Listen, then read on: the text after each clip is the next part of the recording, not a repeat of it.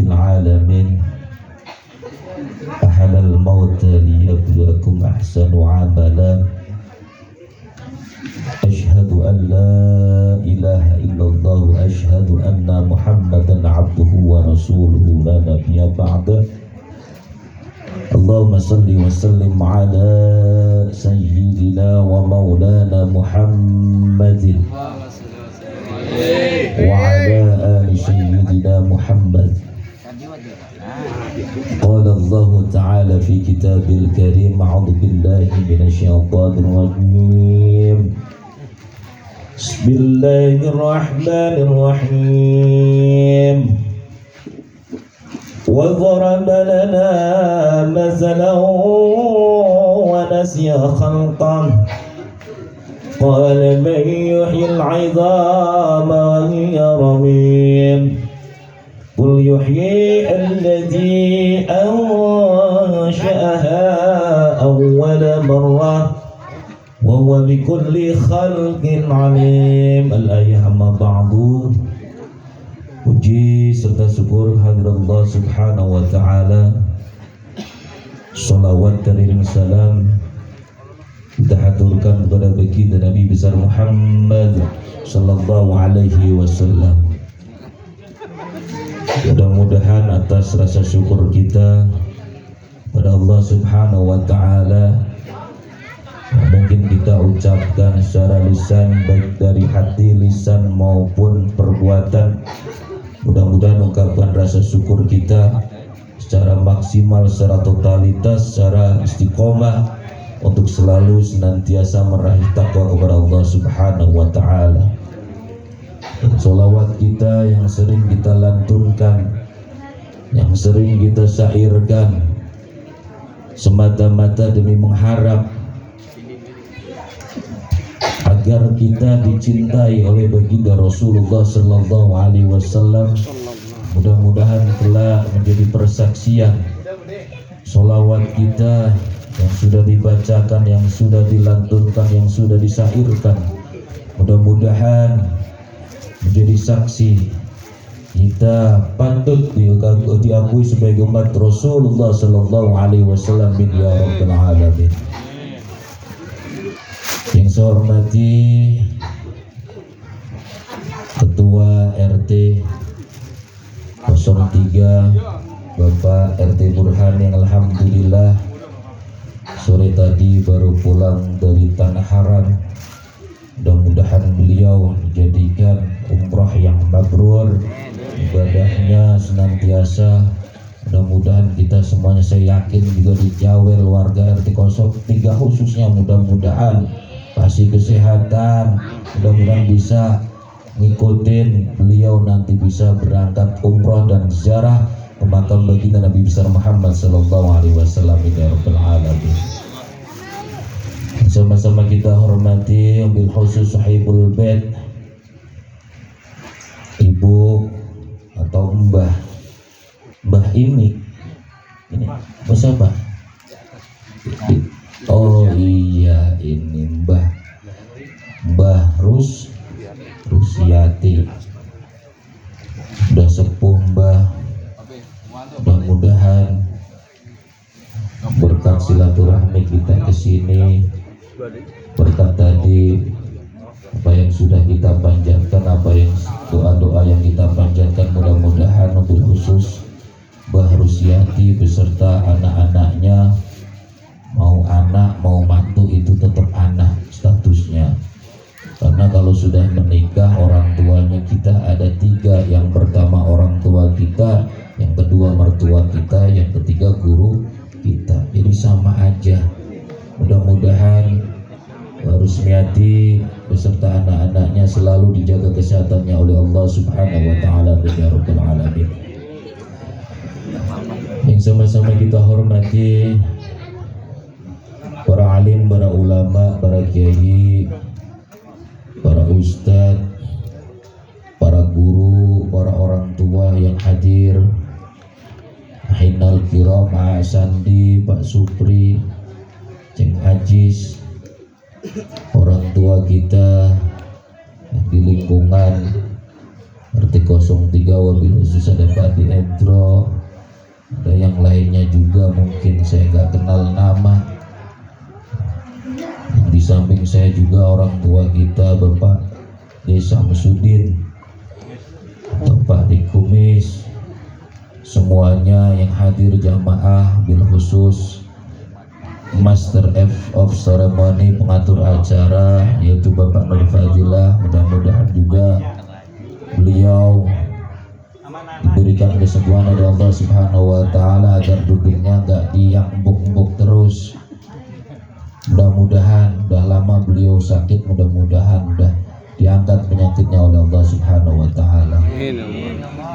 Bapak-bapak, ibu-ibu, jamaah yang dimuliakan oleh Allah Subhanahu wa Ta'ala, saya bingung. Irahim mah cuma doain bah, tapi pada dasarnya kesini menuin undangan keluarga Herlin. Keduanya mudah-mudahan dalam acara 100 hari ini ada ilmu yang kita dapatkan yang mudah-mudahan kita bisa terapkan dalam kehidupan sehari-hari. Jamaah yang dimuliakan Allah Subhanahu wa Ta'ala, 100 hari kalau secara hadis 7, 40, 100. Mendak pertama itu 1 tahun, mendak kedua itu 2 tahun, nanti ditutup dengan udat atau 1000 hari. Kalau haul itu sebenarnya bahasa Arab, kalau 1 tahun bisa saja sudah disebut haul, karena kita sudah dari zaman dulu susah mengkonsumsi bahasanya mendak atau 1 tahun, 2 tahun, 3 tahun, 1000, baru nanti kesononya bahasanya haul, termasuk di Jawa, di saya gitu. Padahal 1 tahun kita sebutnya juga haul, yang ke-1 itu pakai bahasa Arab. Boleh mau nyebut 1 tahun haul ya boleh, sama aja.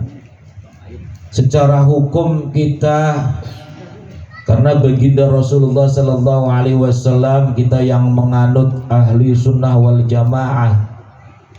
Mungkin ada yang sebagian menganut sunnahnya baginda Rasul cuma 2, yaitu qauliyah dan fi'liyah. Tapi para khususnya yang ada di negara Indonesia mayoritas memakai sunnah yang ketiga, yaitu sunnah takririyah. Turun lagi sunnah takririyah, karena sunnah takririyah itu belum pernah dijalankan sama Rasul, tapi pernah dijalankan oleh sahabat Rasul, turun temurun ke sahabat-sahabatnya, turun sampai Imam Syafi'i, semuanya turun temurun. Dari takririyah turun lagi ke Imam Syafi'i yang kita anut. Bahkan sampai sekarang wudhu kita, sholat kita madhabnya Imam Syafi'i. Beliau beserta jumhur ulama yang lain, para ulama yang pintar merumuskan dalam ijma dan qiyas. Muncullah 100 hari, 40 hari, 7 hari. Buat apa? Buat alarm aja. Saya yakin juga ini nggak tepat dari 100 hari. Om Herlin, tepat nggak ini? Kagak. Tapi kalau nggak ditentuin ijma qiyas para orang alim ulama, itu nggak ada alarmnya. Berarti boleh Ustadz kalau misalnya kurang dari 100, lebih dari 100 boleh. Karena 40, 100, 1 tahun, 2 tahun itu hanya sebagai alarm, pengingat. Lah kalau nggak ada alarm, kita aja contoh bu, kalau ada alarm, contoh kita sudah di alarm, udah niatin nih mau bangun pagi jam 2:30, mau ngelaksain sholat sunnah taubat, mau ngelaksanain sholat sunnah hajat, mau ngelaksanain qiyamul lail, tapi nyatanya alarm bunyi 2:30, disentuh doang jebret udah. Bener Pak?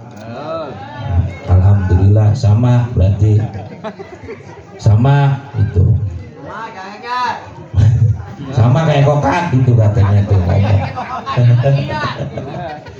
Bunyi lagi 5 menit kemudian bunyi lagi alarm itu, sentuh lagi, kagak bangun juga, kagak bangun, cuma nyentuh alarm. Bener nggak Pak? Bener. Karena keterbatasan alarm sampai 3 kali, sudah yang terakhir kali dimatikan jebret, udah akhirnya bangunnya kesiangan jam 6 kurang seperempat. Naudzubillahi min dzalik. Tapi yang penting udah niat bagus. Makanya ada alarm seperti ini 40 hari 100 hari buat pengingat. Seandainya nanti pas tepat 40 hari, pas tepat 100 hari belum punya rizki untuk mengadakan seperti ini, selamatan seperti ini. Karena apa? Butuh materi. Ini materi nanti yang dikeluarkan tadi, insya Allah semuanya pahala dihantarkan ke almarhum keluarga besar, wabil khusus almarhum Mbah Subagio. Insya Allah dihantarkan. Apalagi doanya lebih dari 40 orang. Allah kan sudah berjanji, ud'uni astajib lakum, berdoalah kamu, niscaya kau akan kukabulkan. Yang penting doa, jangan jadi orang yang sombong gak mau doa. Jadi setelah sholat dimanapun kita berada, kita harus berdoa. Apalagi doanya ini diawali dengan membaca perhadiahan. Tadi sudah disebutin fulan bin fulan, fulan bin fulan, khususun fulan bin fulan, semuanya dikhususkan. Insya Allah pada malam hari ini juga, karena dalam fase baru masuk fase yang keempat. Jadi Mbah Subagio bin Stropaiman ini masih dalam masuk fase keempat.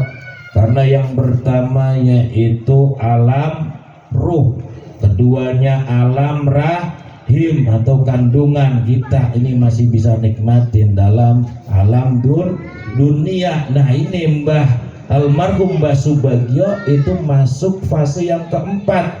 Itu fase dimana ditempatkan di alam barzah. Jadi beliau itu masih nungguin, termasuk orang tua kita semuanya.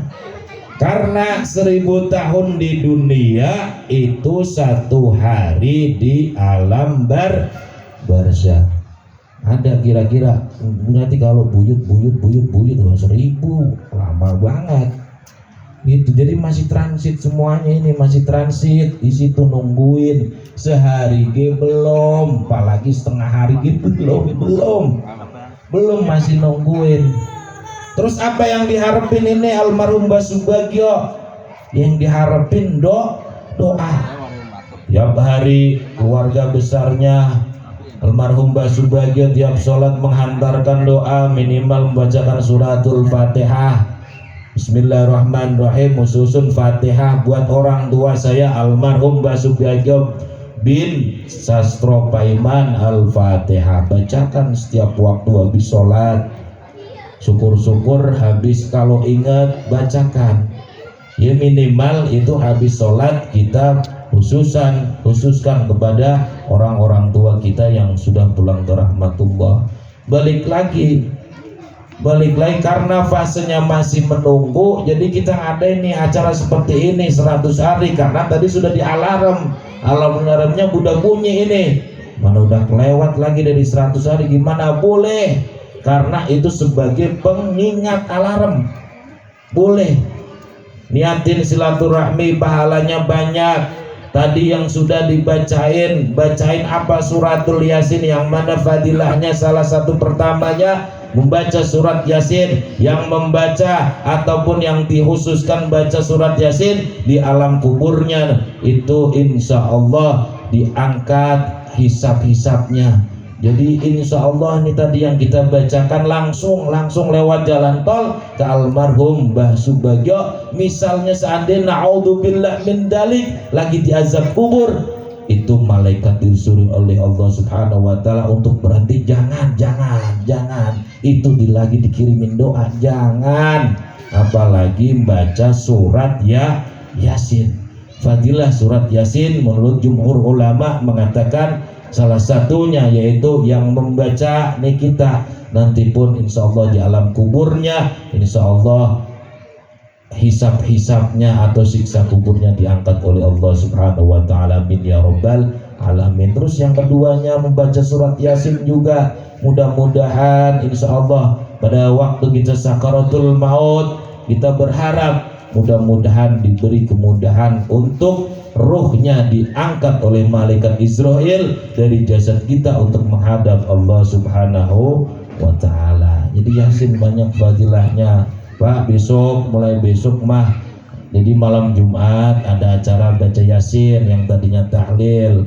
Kemarin sudah saya sampaikan dalil-dalilnya untuk membaca suratul Yasin. Man qara'a suratul Yasin wasofa fil laili sayyidul ayyam. Jadi siapa yang membaca surat Yasin atau as-sofa pada malam Jumat itu enggak tertolak doa-doanya kepada Allah Subhanahu wa ta'ala. Jadi gitu. Jadi insya Allah mulai besok malam Jumat juga saya kebetulan kalau sip 1 sip 3 mah bisa. Nanti yang lain juga pengurus takmir masjid kita hidupkan lagi malam Jumat di masjid dengan membaca suratul Yasin. Lanjut. Karena ini masih nunggu di fase alam barzah, alam kubur, jadi yang dibutuhin cuma doa dan sedekah, nggak ada yang lain. Makanya tadi saya baca malam Jumat kemarin sudah saya sampaikan, wa dharaba lana masalan wa nasiya khalqah. Sekarang nanti nyontek itu mah Ustaz tadi ama itu bukan nyontek, karena malam Jumat kemarin sudah sampaikan. Jadi di situ disebutkan ayat terakhir wa dharaba lana masalan wa nasiya khalqah. Ya Allah, seandainya saya dihidupkan kembali nih, kalau orang yang amalnya dalam hidupnya sholatnya kurang, sedekahnya kurang, puasanya kagak jalanin, itu di ayat Yasin wa dharaba lana disebutkan seandainya saya dihidupkan, jasad saya tulang belulang saya disatukan lagi, saya dihidupkan cukup 1 hari saja, saya akan sedekahkan semua harta saya akan dalam waktu sehari itu akan sholat untuk beribadah kepada Allah Subhanahu wa ta'ala. Sampai nggak percaya akhirat barzah itu pasti. Fase yang keempat itu alam barzah, dan fase yang terakhir yaitu alam akhirat. Itu udah pasti Pak. 5 fase ini pasti kita akan tempuhi. Jadi butuh ini keluarga, orang tua-tua kita yang sudah pulang ke rahmatullah, yang masih transit di alam barzah perlu doa. Bukan perlu gorengan disandingkan bapak-bapak ini, bukan. Tapi dari gorengan ini pahala sedekahnya dihantarkan kepada keluarga besar almarhum Bapak Subagio. Bukannya ini gorengannya dianterin ke kuburan, lah siapa yang mau makan? Jadi kita yang mau makan, jadi pahala sedekahnya dianterin, doanya tadi sudah dianterin juga. Mudah-mudahan insya Allah wasilah, karena kita percaya para alim ulama kita percaya takririah sunnahnya baginda Rasul. Setelah itu muncul ijma' dan kiasnya para alim ulama, kita yakin, kita ta'zim, kita manut, insya Allah sama-sama bertanggung jawab menghadap Allah. Jika kita dihisab, suatu saat ada yang bareng-bareng bertanggung jawab. Jadi cuma alarm Mbak, tapi kita ambil fadilah manfaatnya. Acara pada malam hari ini 100 hari, kita ambil manfaatnya. Kita sudah doain, khususin udah. Habis itu kita sudah sedekahin dari keluarga, Om Herlin keluarga sudah. Besok karena apa? Bukan tadi saya buka air di sini. Kalau misalnya saya nggak buka air, Om Herlin nanti takutnya besok nggak ke makam, ataupun Pak Slamet. Makanya saya bukain. Kalau saya udah siapin air, besok mau nggak mau kan ke makam. Begitu. Itu materi. Kalau ke makam di situ minimal kita berdoa dan ngirim lagi doa kepada almarhum Bapak Subagio. Tujuan saya cuma seperti itu, bukan karena air ini, bukan. tapi kita ke makam nganterin air, nyiramin seperti itu, doain lagi, baca yasin lagi. Masya Allah, mudah-mudahan perkumpulan kita insya Allah mendapatkan keberkahan dari Allah Subhanahu wa Ta'ala. Sedikit saja, kalau banyak-banyak biasanya aja gumoh. Bocah kecil kalau dimakan juga dijejelin terus juga gumoh, apalagi orang tua kalau dijejelin terus tambah gumoh nggak karuan.